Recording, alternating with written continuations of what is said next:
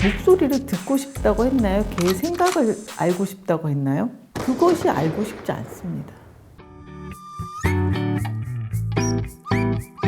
여성을 성착취 노예로 삼고 이를 영상으로 제작해서 텔레그램 방에 유포해온 일당들이 체포됐습니다. SBS 그것이 알고 싶다와 MBC PD수첩이 이를 다뤄봤는데요. 어떤 프로그램들이 어떤 식으로 이를 조명했는지 한번 짚어보려고 합니다. 이미 많은 기사들이 쏟아져 나왔기 때문에 그다지 새로운 면은 보이지 않았어요. 그런데 한 가지 우리가 흔히 알고 있는 사실이 돈이 필요한 여성들이 마수에 걸려든 것으로 알려졌는데요. 그런 경우도 있긴 하지만 많은 피해자들이 경찰인데 당신의 신상 정보가 노출됐다 이런 연락을 받는 거예요. SNS로. 그러면 그 링크를 클릭하면 바로 전화번호가 전송이 되고 전화를 통해서 경찰이라고 하면서 SNS 아이디나 비밀번호조차 다 물어보고 너의 신상을 다 알려줘야 한다 하니까 엉겁결에 얘기를 다 하게 되면 정보가 넘어가고 그때부터 협박이 시작되는 거죠. 그러면 시키는 대로 영상을 찍어서 보내면 그걸 또 텔레그램 방에 유포하고 또 다시 협박을 하고 또 다른 영상을 찍게 하고 이러면서 점점 노예로 길들여 간 거죠. 그러니까 무슨 아무 잘못 없는 피해 여성들도 상당히 많다는 거를 SBS 그것이 알고 싶다와 MBC PD수첩을 통해서 제가 알게 됐어요. 이번에 검거된 박사 조주빈이 운영하는 고액방은 큰 입장료를 내야 입장할 수 있는 곳이었습니다. 돈을 지불할 뿐 아니라 신원도 인증해야 했어요. 그러니까 박사방은 우연히 들어갈 수 있는 곳이 결코 아닌 겁니다. 의지를 가지고 집요하게 추적을 해야 들어갈 수 있는 곳이더라고요. 근데 이용자가 그것이 알고 싶다 제작진에게 따지듯 얘기를 하더라고요. 왜 나한테 이러느냐 궁금해서 들어갔다. 돈을 줬는데 지금 못 들어가게 됐다고 오히려 항의를 하는 거예요. 화를 내는 거예요. 이런 사람들인 거예요. 거기 입장하고 있는 사람들이. 그런데 지금 추정하기를 26만이라고 하잖아요. 근데 우리나라 전국의 택시 수가 27만 대가량 된다고 해요. 그 길에서 택시를 보는 것처럼 거기 출입한 이용자들이 있는 거예요. 정치인 황교안 씨가 호기심에 들어갔다가 나온 사람은 판단을 달리해야 한다 이런 발언을 했습니다. 모르면 가만히나 계시라고 해요. 이게 호기심으로 들어갈 수 있는 곳이다 이렇게 본다는 것 자체가 성착취 동영상이라는 사실을 인지하지 못하고 있는 거예요. 성착취 동영상인데 그냥 봤다고 해서 그거는 죄가 아니다? 이런 생각을 그분이 하고 계신 거예요, 지금. 이게 타인에게 고통을 주면서 쾌감을 느끼는 사람들이잖아요. 근데 이거를 인지하지 못했다는 게 저는 진짜 어이없었습니다. 근본적으로 이 중요한 사안에 대해서 관심도 없었고 무지했던 거죠. 해외 서버에 숨어서 절대로 나를 잡을 수가 없다 이렇게 자신하던 이들을 끄집어낸 이들은 수사기관도 기성 언론도 아니었습니다. 이 2명의 대학생이 이걸 수면 위로 끌어올린 겁니다. 그리고 이어서 익명의 여성들로 꾸려진 텔레그램 성착취 신고 프로젝트 단체 리셋을 비롯해서 여러 목소리가 조주빈 신상 공개를 요구하는 청와대 청원 링크를 공유하면서 참여를 독려했죠. 우리가 많이 여기 참여를 했잖아요. 그 결과 조주빈의 얼굴이 세상에 공개됐죠. 포토라인에 서게 됐는데 어이없는 건 누가 걔 목소리를 듣고 싶다고 했나요? 걔의 생각을 알고 싶다고 했나요? 악마의 삶을 멈추게 해줘서 고맙다 우는 이런 허세 가득한 말을 왜 국민이 들어야 하죠? 그것이 알고 싶다가 가끔 헛발질을 합니다. 이번에도 그랬어요. 1208회 은밀한 초대 위에 숨은 괴물 텔레그램 박사는 누구인가 편. 이 편이 바로 헛발질을 했다는 생각을 하게 됩니다. 무엇보다 조주빈 서사를 만들어 놨죠. 찢어지게 가난했다. 아버지가 폭력을 휘둘렀다. 어머니가 피해자였으나 자신을 버렸다는 이유로 여성을 혐오했다. 무슨 말도 안 되는 소리예요. 그것이 알고 싶지 않습니다. 조주빈이 어떤 삶을 살아왔는지 누가 궁금하대요. 시간을 허비한 거예요. 그러면서 그 조주빈이 박사가 아닐 수 있다. 그런 쪽으로 집중을 하더라고요. 지인을 통해서 또 전문가들의 얘기를 통해서 그 박사라는 인물은 20대가 아니라 40대가량 되는 뭔가 전문적인 지식을 가진 사람일 거라고 자꾸 얘기를 하고 있었어요. 물론 그 텔레그램 방 운영이 너무 쉽다고 합니다. 실제로 많은 방들이 있잖아요. 그래서 그런 인물들이 상당히 많겠죠. 여러 사람이겠죠. 근데 지금 우리는 조주빈이 박사인지 아닌지 그것이 더 중요한 것이 아니라 지금 이 사태를 어떻게 해결할 것인지, 이 26만 명에 가깝다고 하는데 신상 공개를 어떻게 빨리 처리할 수 있는지, 이거를 지금 집중적으로 봐야 하는데, 저는 황교안 씨의 얘기를 듣고 나서 이거는 되게 가망이 없다 이렇게 생각했어요.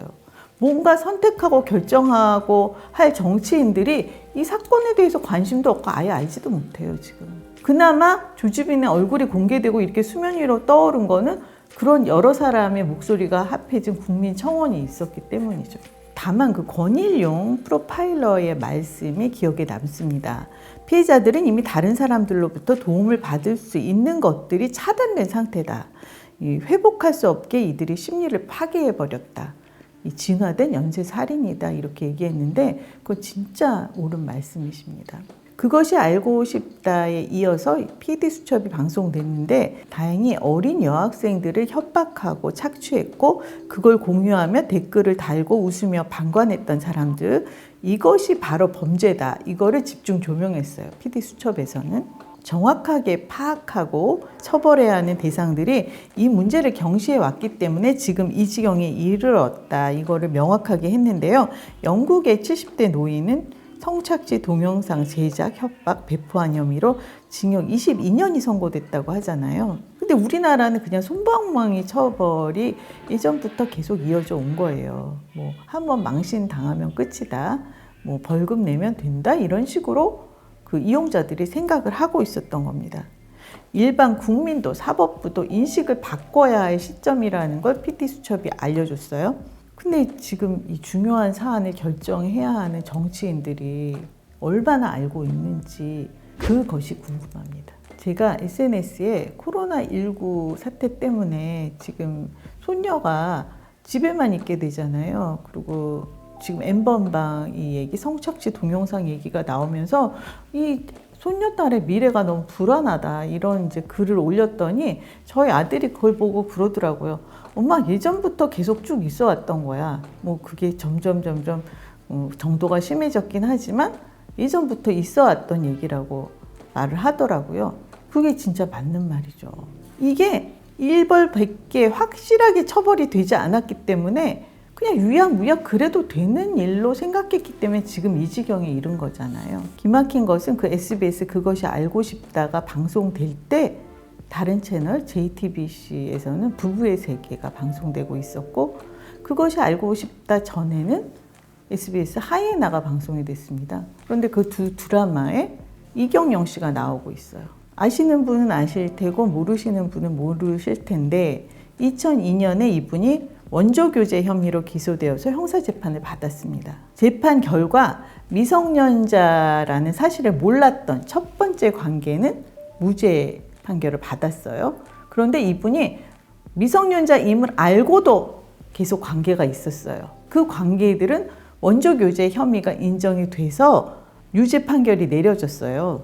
징역 10개월, 집행유예 2년, 사회봉사 160시간을 선고받았고 그리고 또 이어서 정신적 손해배상을 요구하는 그런 소송을 제기했고 피해자가 승소했습니다. 근데 이분이 몇 년 후에 인터뷰들에서 자신이 무죄였다는 식으로 말을 하더라고요. 무죄인 거는 그 첫 번째 관계, 몰랐던 관계가 무죄인 거죠. 그 뒤에 이어졌던 거는 알면서도 했던 거, 그거는 유죄 판결을 확실히 받은 거예요. 민사소송으로 손해배상도 했고 그 당시에 제가 2002년 그 사건이 났을 때 왜 제가 화가 너무너무 났냐 하면 이분이 1960년생이고 저보다 한 살이 어려요. 그런데 2002년 당시에 저희 딸이 고3이었어요. 그러면 아버지가 딸 같은 애하고 그런 일을 벌인 거예요. 그리고 그 여성이 연예인 지망생이었다고 합니다. 어떤 관계가 이루어졌는지 너무 짐작이 가잖아요. 그래서 제가 정말 정신 나간 파렴치 범이다 이렇게 생각을 했었거든요. 근데 이분이 그냥 뭐 물론 TV 출연은 최근에 와서 시작을 했지만 영화는 꾸준히 해왔잖아요. 계속 잘 살고 있었던 거예요. 그나마 다행인 것은 하이에나나 부부의 세계에서 나쁜 놈으로 나오고 있다는 거. 이지만 착한 사람이었으면 더 화가 날 일이죠. 제가 김수현 작가를 정말 존경해 왔는데 이경련 씨를 기용하려고 하다가 그 시청자의 반대에 부딪혀서 무산이 됐었거든요. 근데 김수현 작가님이 정말 무죄라고 믿어서 그러셨는지, 이 사건의 진실을 모르신 건지, 아니면 알면서도 기용을 하셨는지, 알면서도 뭔가 용서하려는 그런 제스처였다면 저는 김수현 작가님에게도 정말 마음이 언짢습니다. 저는 기용하는 사람도 문제가 있다고 생각합니다. 이런 사람에게 기회를 주는 사람도 어떻게 보면 다 똑같은 사람들이에요. 그 성적으로 연예인이 희롱했던 그런 방송인들, 그냥 방송에 막 쓰는 그런 PD들도 다 정신 나간 사람들이에요. 사실 그런 것만 블랙리스트 만들어서 우리가 돌리고 진짜 째려봐야 합니다.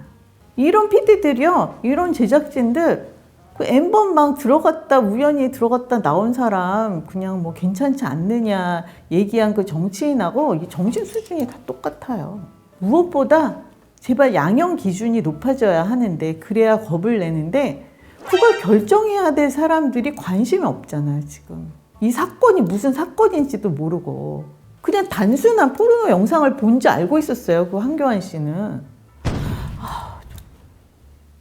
우리 진짜 양형 기준을 높이는 데만 목소리를 좀 함께 냈으면 좋겠고요. 신상 공개는 반드시 이루어져야 합니다.